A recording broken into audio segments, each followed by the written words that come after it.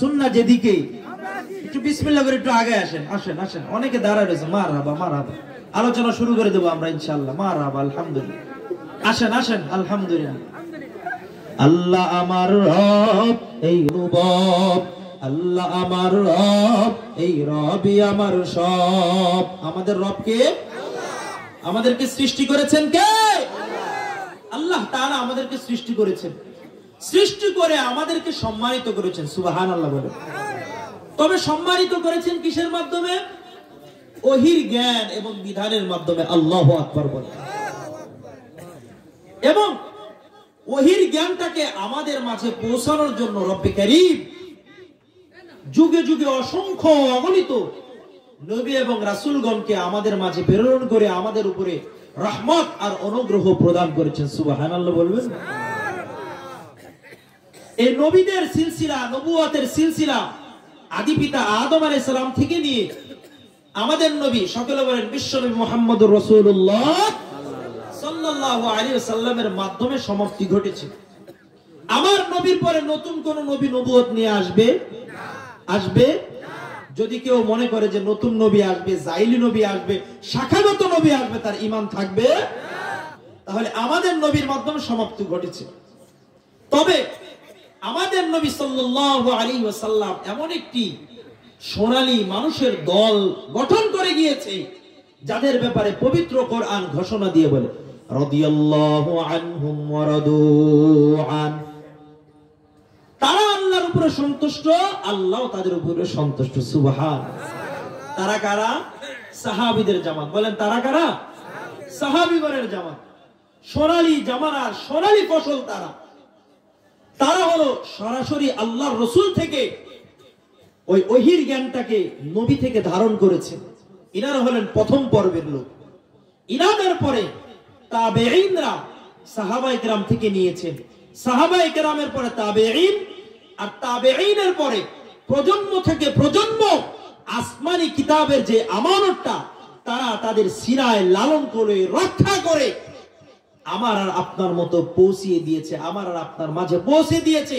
এবং প্রত্যেক জামানা হাক্কানি রব্বানি উলামায়ে কেরাম যারা রয়েছে, নিরলসভাবে নিঃস্বার্থভাবে নিজের জীবন দিয়ে, নিজের সর্বোচ্চ দিয়ে এই কোরআনে হাকিমের বিধানটাকে সংরক্ষণ করে আজকে আমাদের সামনে উপস্থাপন করে দিয়েছে।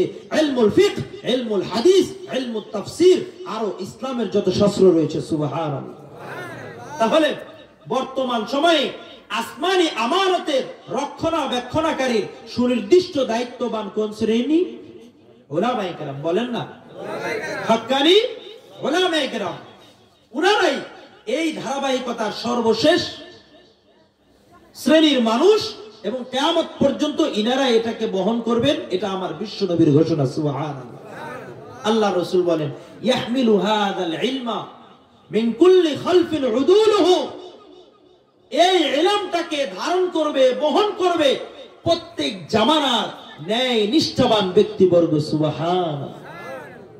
প্রত্যেক জামানার ন্যায় নিষ্ঠাবান কারা? হযরত উলামায়ে কেরাম। যারা সবচেয়ে নীতিবান কারা? হযরত উলামায়ে কেরাম যারা। এবং এদের কাজ হবে কি? ইয়ানফুনা আনহু, যে তারা এই দিন থেকে যারা বাতিল সম্প্রদায় রয়েছে, দিনকে কলুষিত করতে চায়, ধর্মটাকে ধূম্রজাল বানিয়ে দিতে চায়, ধর্ম থেকে ইসলামের সুমহান আদর্শকে লুণ্ঠন করতে চায়, তারা এটাকে দূর করায় দিবে। সুবহানাল্লাহ। যত ধরনের ডাকাত আসবে দিনকে ধ্বংস করার জন্য, এই ডাকাতের প্রতিহত করবে হযরত উলামায়ে কেরাম এবং তাদের সঙ্গে ওই সমস্ত ঈমানদার তৌহিদি জনতা যারা উলামায়ে কেরামকে ভালোবাসে, কোরআনকে ভালোবাসে, আল্লাহকে ভালোবাসে, নবীকে ভালোবাসে। সুবহানাল্লাহ।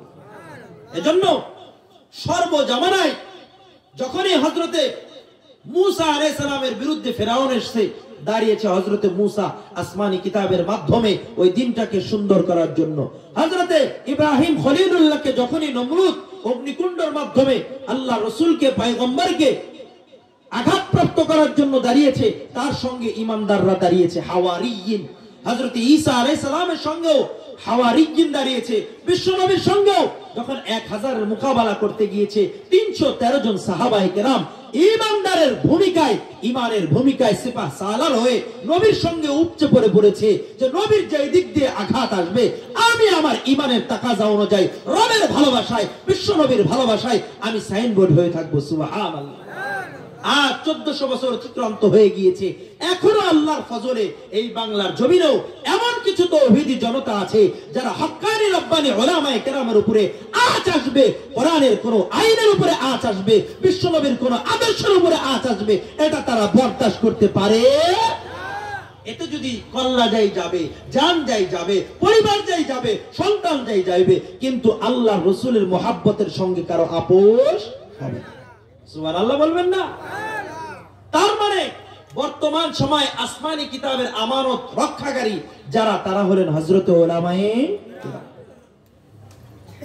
হযরতে উলামায়ে কেরামের মান আর সম্মান কেমন আল্লাহ তাআলা কোরআনে হাকিমের ভিতরে স্পষ্ট ভাবে সূরা মুজাদালাতে জানাইয়া দেন, ইয়ারফাইল্লাহু আল্লাযীনা আমানু মিনকুম ওয়াল্লাযীনা উতুল ইলমা দারাজাত। আমার বান্দা বান্দিরা শোনো, লক্ষ কোটি কোটি অগণিত বান্দা বান্দি আমি সৃষ্টি করেছি।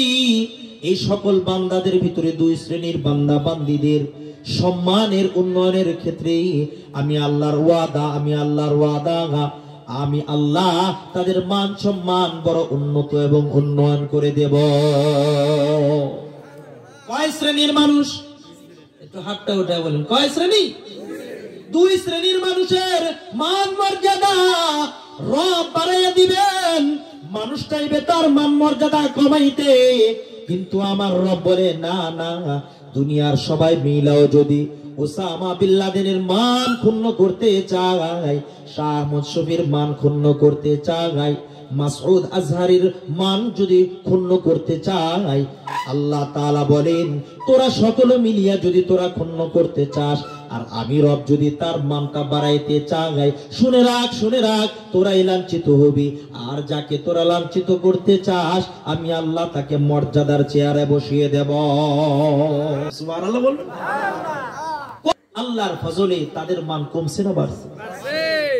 হযরত উলামায়ে কেরামকে যারা কষ্ট দিয়েছে, উলামায়ে কেরামের মান কমছে না বাড়ছে? যারা দিয়েছে তাদের মান কমছে না বাড়ছে? সত্য না মিথ্যা? তো এজন্য আল্লাহ বলেন আমি দুই শ্রেণীর মান বাড়াবো, একজন হলো ঈমানদার শ্রেণী, আর দ্বিতীয় নাম্বার হলো যাদেরকে ইলম দিয়েছি। সুবহানাল্লাহ বলবেন না? ঈমানদারের মান কেমন আমি সেই বিষয়ে বিস্তারিত আলোচনা করব না, শুধুমাত্র বাপজান একটা কথা বইলা যায়, দুনিয়াটা যেমন আমরা দেখতেছি এমন থাকবে না চিরস্থায়ী। একদিন ধ্বংস করে ফেলবেন যিনি, তিনি আমার রব। এমন ধ্বংস হইবে মানুষ দেখবে পাহাড়গুলো তুলোর ধনিকার মতো উঠতেছে, সবকিছু তছনছ হয়ে যাবে, আসমানটা পইরা যাইবে, তারকারাজিগুলো খুশে খুশে পড়বে, আসমান জমিন কোনো কিছুই থাকবে না। বলে আল্লাহ সেটা কবে হইবে কেউ কি জানে? আমার নবী বলে না না, মাতাসা কিয়ামত কবে হবে আমি জানি না। এই কিয়ামতের ঘটনার ব্যাপারে একমাত্র যিনি জানেন পৃথিবীর ভিতরে তিনি কেউ নন, তিনি হলেন আল্লাহ। কখন দুনিয়া ধ্বংস হবে এটা কেউ জানে না, জানেন কে? তবে না মুমিন মুসলমান, আমার আপনার মৃত্যু কিন্তু হইবে নিশ্চিত, কিন্তু কবে হবে কখন হবে কেউ জানে না। ডাক্তারও বলতে পারবে না ডাক্তারের মৃত্যু কখন হয়ে যায়, অন্য কেউ বলতে পারবে না কার মৃত্যু কখন হয়ে যায়, কিন্তু কিছু নিশানা রয়েছে, আলামত রয়েছে। আমার আর আপনার চুল দাড়ি যখন পাইকে গেছে, বান্দা মনে কইরা লও এটা হলো তোমার মৃত্যুর মেসেজ আর চিঠি। এই কিছু আলামত আছে না নাই?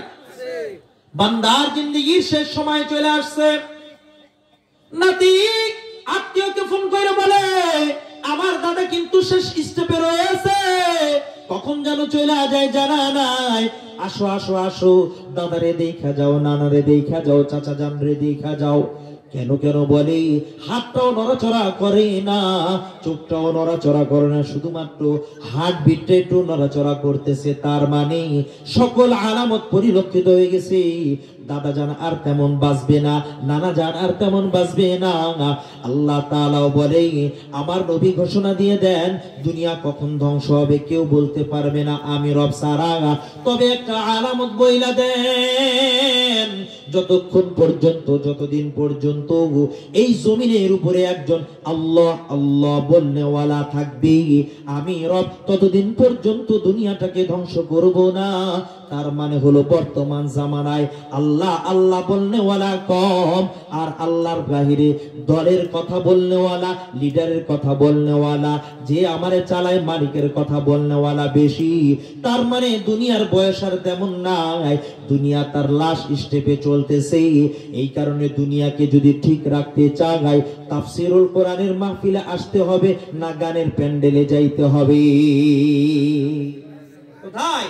তাফসীরের মাহফিলে আসতে হবে, আল্লাহর আলোচনা শুনতে হবে বেশি বেশি, নবীর আদর্শের আলোচনা শুনতে হবে।